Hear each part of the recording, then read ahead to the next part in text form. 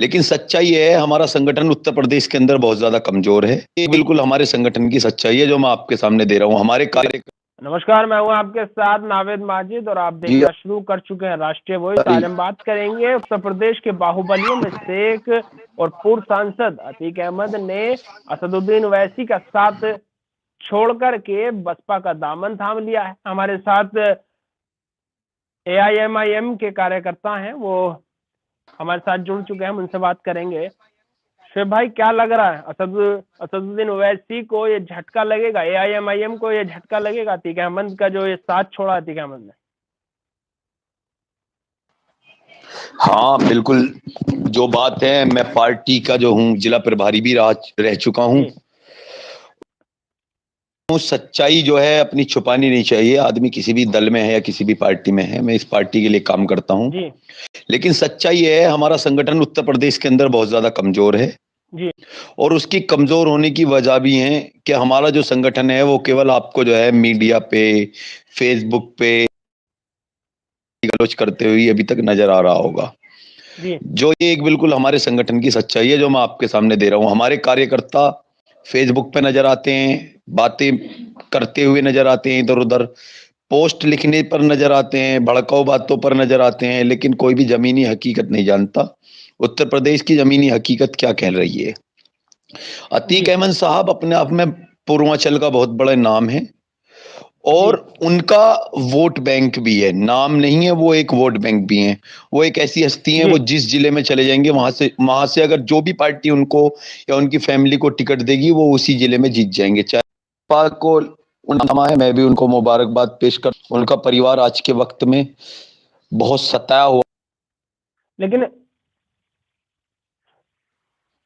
शिव जी, क्या क्या समस्याएं थी जब विधानसभा चुनाव था उत्तर प्रदेश का? तो लगातार अतीक अहमद के लेटर जारी हो रहे थे, जो उनके बेटे जो थे वो स्टेज से, मंच से लोगों के द्वारा साझा कर रहे थे कि मेरे पिताजी ने एक लेटर भेजा है। फिर अचानक क्या हुआ कि असदुद्दीन ओवैसी में उन्हें दिक्कतें नजर आने लगी, उनके परिवार ने बसपा का दामन थाम लिया। ऐसा है, मेरठ की जो रैली थी, उनकी रैली कन्वीनियर में ही था, मैंने रैली कराई थी उनकी जिला मेरठ के अंदर।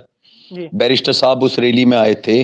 उन्होंने हमसे कहा था कि हम मेरठ से चुनाव लड़ना चाहते हैं, अतीक अहमद साहब ही। उनका बेटे थे अली अहमद, बहुत अच्छे आदमी है वो। उन पर भी मुकदमे कायम हो गए। इस सरकार ने उनको बहुत ज्यादा शिकंजा कस दिया उनके ऊपर। उनकी करोड़ों रुपए की संपत्तियां जब्त कर ली और उन पर बहुत ही ज्यादा तरीके से शिकंजा कस दिया गया। उनका पूरा जो है, अली अहमद जो है, उन पे भी शायद कई मुकदमे दर्ज हो गए, वो भी हाजिर हो गए हैं। उनका एक बेटा जो है देश से जो है नाम है। तो ये उनके खिलाफ जो है सरकार का बहुत तगड़ा वाला एक्शन था और वो भी इस चक्कर में थे कि कैसे ही कोई ऐसी चीजें सरकार बदले। वो उस वक्त भी जब चुनाव चल रहे थे तो वो साइलेंट मोड पे चले गए थे। तो वो पूरा परिवार जो है चुनाव, सारे लोगों ने अपनी जो है मना कर दिया कि हम चुनाव नहीं लड़ेंगे। तो उनकी जब भी जग जाहिर हो चुका था कि वो पार्टी से जो है संतुष्ट नहीं है। दूसरा, पार्टी के जो कार्यकर्ता थे उन लोगों ने अपना बहुत थे, वो लोगों से मिल भी रहे थे, जुल भी रहे थे, बड़ा नाम था। लेकिन जो चीज मुझे देखने को मिली, पार्टी में मैं भी काम करता हूं, हमारा संगठन बड़े आदमियों को समा नहीं पा रहा। सबसे बड़ी बात यह है, अगर हमारी पार्टी में कोई बड़ा आदमी आना भी चाह रहा है तो हमारा संगठन जो है अभी उस लेवल पे काम नहीं कर पा रहा कि हम उन बड़े लोगों को सम्मान दे सकें या उनको साथ लेके चल सकें। इसीलिए आप देखते हैं कि यूपी के अंदर कोई भी बड़ा चेहरा हमारी पार्टी में अगर आया है तो भाग गया, चाहे गुड्डू जमाली हो, अतीक अहमद।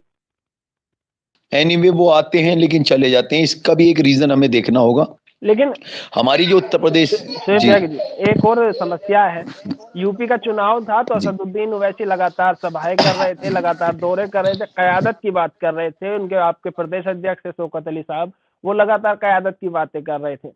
एक मेयर भी हैं आपके यहाँ के, हैदराबाद के शायद, वो भी लगातार दौरे कर रहे थे। लेकिन जब से ये चीजें हुई हैं, जी माजिद साहब, लेकिन जब से चुनाव खत्म हुआ है तब से ना तो असदुद्दीन ओवैसी मुझे लग रहा कि उत्तर प्रदेश में नहीं आए हैं, और जो यूपी के प्रदेश अध्यक्ष हैं शौकत अली, वो मुझे नहीं लगता कि वो जमीन पर हैं, वो नजर ही नहीं आ रहे हैं। कम से कम अन्य पार्टी जो है, चाहे वो ओपी राजभर हो, चाहे वो अखिलेश यादव, कम से कम जमीन पर नहीं है अगर, तो वो सोशल मीडिया पर नजर आ रही है। लेकिन शौकत अली ना सोशल मीडिया पर है ना कहीं है।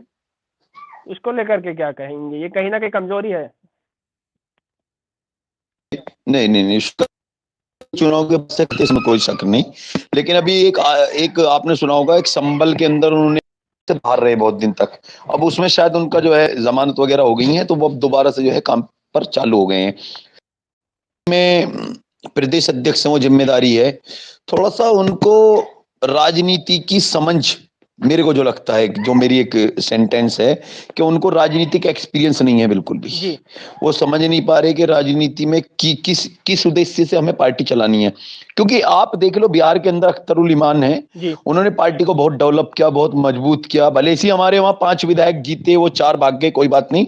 लेकिन आप वहां पे हमारा रिजल्ट आपको अब भी दिख रहा है बिहार के अंदर। अगर पार्टी हार भी रही है तो दूसरे को हरा जरूर रही है। जी। आज बिहार के अंदर हम इस कंडीशन में, लेकिन अगर लेकिन अगर हम ये भी हार भी रहे हैं समस्याएं लेकिन हैं। हारा जरूर रहे हैं। लेकिन ये भी समस्याएं हैं। ये प्रदेश अध्यक्ष की बात होती है तो कलीमुल हफीज की बात होती है, दिल्ली के प्रदेश अध्यक्ष हैं। अख्तरुल ईमान की बात होती है, लेकिन शौकत अली का नाम कहीं ना कहीं गायब हो जाता है जब प्रदेश अध्यक्षों की बात होती है। तो ये कहीं ना कहीं उनकी जो वो एक्टिव नहीं है नहीं राजनीति में। शोक अगर अगर वो एक्टिव होते तो शायद उनका भी नाम इसी तरीके से आता। लेकिन ये भी चीजें हैं शिव भाई, इसको इसको AIMIM कैसे देख रही है कि जितने बड़े नेता हैं, चाहे अतीक अहमद हो, इमरान मसूद हो या अन्य नेता हो, गुड्डू जमाली हो, वो अगर AIMIM का साथ छोड़ रहे हैं तो वो कहीं ना कहीं बसपा का दामन थाम रहे। और बहन कुमारी बसपा सुप्रीमो मायावती जो हैं, वो भी कहीं ना कहीं मुस्लिम में जो राजनेता है उन्हें पूरा सम्मान दे रही हैं। जैसे अतीक अहमद की बीवी को उन्होंने मेयर का प्रत्याशी बना दिया इलाहाबाद से। इमरान मसूद साहब की बीवी को उन्होंने वहां से प्रत्याशी बना दिया सहारनपुर से। तो ये जो सम्मान बसपा दे रही है, इससे क्या लग रहा है आगे की रणनीति में? उनकी बैरिस्टर असदुद्दीन वैसी भी तारीफ करते हैं, तो मैं भी उन्हीं की बात कहूंगा कि जी हिंदुस्तान की राजनीति या देश का संविधान जो है बिना बहन जी के अधूरा है। मेरा मानना जो है, बहन जी जो है जी देश के जो है एक दबे कुचले कमजोर वर्ग की लीडर हैं। नेटवर्क की समस्या के कारण श्वेत त्यागी जी से हमारा संपर्क नहीं हो पा रहा है, लेकिन उनसे चर्चा हम जारी रखेंगे। हम आज फिलहाल के लिए इतना ही, और हम आगे भी उनसे बात करते रहेंगे और आगे भी निकाय चुनाव को लेकर के हम बातें करेंगे। कल हम इसी टाइम आपको हमारे राष्ट्रीय वॉइस पर मिलेंगे। आप लोग भी सब्सक्राइब करिए, चीजें करिए। हम रोज किसी ना किसी व्यक्ति को, क्योंकि जो बड़े नेता होते हैं वो अपनी पार्टियों की तारीफ करते हैं, लेकिन जो छोटे नेता होते हैं उन्हें पता होता है कि आखिर हम करना क्या चाह रहे हैं, हमारी संगठन है क्या स्थिति है। वही जो है वो अपनी पार्टी का आईना दिखाने का काम करते हैं। फिलहाल के लिए इतना ही। देश और दुनिया की तमाम खबरों के लिए देखते रहिए राष्ट्रीय वॉइस।